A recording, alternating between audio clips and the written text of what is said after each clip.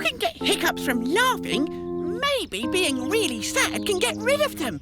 What's the saddest thing you can think of, William? Not enough jam on my toast. Mine would be losing all my pocket money. Come with me, Henry.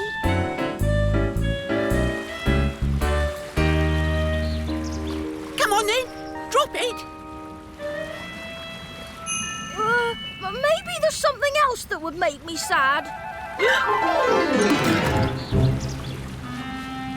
So did that make you sad, Henry?